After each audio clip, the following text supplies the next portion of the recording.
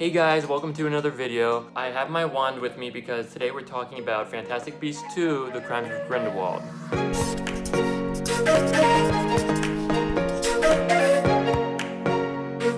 I should start by saying I am a huge Harry Potter fanatic, and so of course it's exciting for me when there's new additions to the universe because I think there's so much story to be told. So I am really happy that they are doing more to expand the Harry Potter universe, but my overall opinion of this particular movie was and that's kind of how I felt about the first one too. So without spoiling anything, I am going to talk a little bit about what I liked about the movie, what I didn't like so much about the movie, and then why overall I found it to be kind of so-so. One of the really great things about this movie is the special effects and the visuals. Right off the bat, the first scene is super intense, and I love those Wizarding World styled action scenes because you've got magic going on, you've got things flying. I'm not gonna spoil it, but the first scene is very cool. And the setting is visually stunning from beginning to end. It is really cool to see like the 1920s recreations of these different cities like New York City, Paris, London. Not only that, but to see the Wizarding World side of those cities. Just the amount of imagination that must go into coming up with that is incredible. I will say one of the biggest downfalls of this movie is the character development. You've got a lot of stuff going on in this movie. You've got a lot of different relationships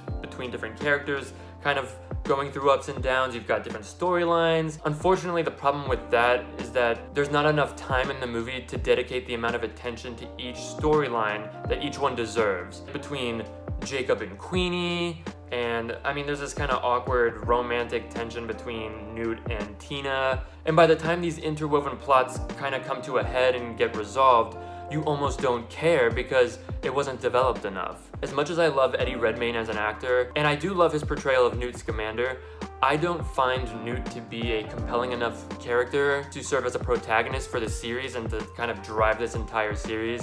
It just doesn't really work for me, but that's my opinion. People disagree with that, and that's fine. Credence, played by Ezra Miller, who is a great actor, but this role isn't super demanding, so you don't really get to see his acting chops in this particular part. Anyway, Credence should be a huge focus of this movie because he's so integral to the storyline, and yet they almost don't show enough of him. And then he's kind of tied in with Nagini, who you find out she's not only a snake, she's a human, or at least was at one point. That's kind of fascinating, but it almost feels unnecessary in the movie, especially with everything that's going on. And then of course you have Lita Lestrange, who's played by Zoe Kravitz. I love Zoe Kravitz. I've never seen her in anything that I didn't like, and this movie's no exception. She does a great job as Lita, but again, I wanted to see more of her. And there is a scene towards the end that I won't spoil. You'll know it when you see it. It's basically an exposition dump, meaning they kind of throw all this background information at you. You kind of experience all these revelations in the story, but again, you almost don't even care because none of these plot lines were developed nearly enough. Going back to the characters, I do like Jude Law as an actor, but I will say I was not a fan of his performance as young Dumbledore. Jude Law was playing Jude Law. He was cheeky, he was charming, he was suave, he was the cool teacher. That's just not the Dumbledore I know from the Harry Potter series. Although Dumbledore is very well spoken and very intelligent, he's kind of kooky, kind of quirky.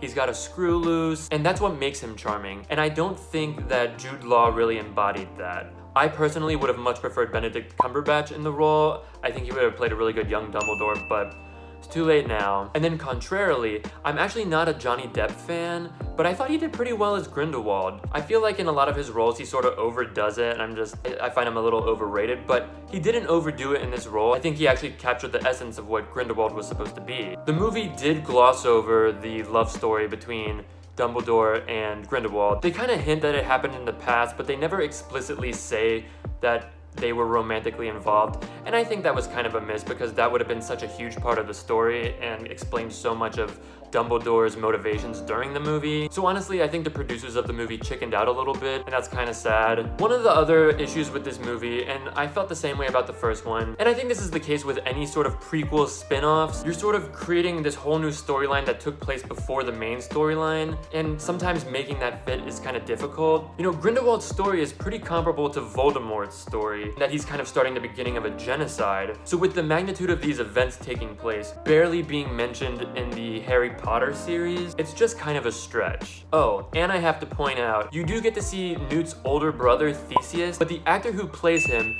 is visibly much younger than Eddie Redmayne, who plays Newt. I don't know why, but shit like that bothers me so much. I actually looked it up, and Callum Turner, who plays Theseus, is 8 years younger than Eddie Redmayne. Again, I'm not gonna give anything away, but I actually did like the ending. And you know, of course, I'm kind of interested to see what happens next. And I still would recommend seeing it. It's definitely an enjoyable movie, but it's definitely not without flaws. So just don't have your standards too high. But of course, because I'm such a super fan of Harry Potter, I'm gonna be extremely critical of anything new that enters the universe. But that doesn't mean that I don't enjoy that it's happening. So take this review for what you will.